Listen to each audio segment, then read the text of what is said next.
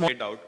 He said, I think 150 million broadband subscribers by 2015. I think this has been revised even further, saying that we need to go to 600 million broadband subscribers by 2020. So today we are sitting at a 20 million subscriber base who are using broadband, going to 600 million by 2020. We did an analysis in Nokia Siemens recently, and we have a global analysis which says that globally, if you look at the expansion or growth in broadband, then every 12 to 14 months, the consumption of broadband bandwidth is increasing by 2 times. So it's doubling every year almost. If we go at the same pace, and we expect that we will be going at the same pace, then by 2020, what we are going to need is 20 times more base stations than what we have today globally. I think this itself is a view on what is driving convergence. Just to give a perspective. So coming back to India, we did a similar analysis and we said, okay, these are global phenomena. Japan consumes a lot of data, so does America, so we can't compare ourselves. So what we did in Nokia Siemens, we did a analysis for the last 8 or 10 months, and we took, we have managed services operations in India, which is running pretty much most of the big networks. We have about 300 to 350 million subscribers who are sitting on Nokia Siemens Networks in India. So, and we are running the managed services, so we have the access to the data. We took permission, of course, from the operators. And we actually analyzed this data and said that how is India doing? Because there is a perceived perception that, 3G has not taken off very well in India.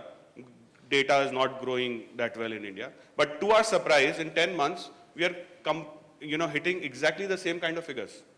In 12 to 14 months, I'm not talking about subscribers, I'm not talking about revenue. I'm talking about actual data consumption in India is also following the global trends and will continue to follow. So there is a lot of opportunity here in that sense. Now coming to convergence as a topic, I think though we are talking here about how infra convergence and backhaul convergence are going to be relevant, but if you look at the ecosystem of the entire telecom networks, then there are number of drivers of convergence, or there are number of places where convergence is happening. Of course, it is happening in the infra, and I would say that it's the pioneering effort of the Indian industry, where tower sharing as a concept is the most successful model that has emerged in India. Like, for instance, managed capacity was pioneered in India, and it is the most successful model that Airtel has been able to implement. Similarly, nowhere in the globe you see this kind of a tower sharing system of actually converging the infrastructure, which has been very successful in India to a large extent. So that is one part of it.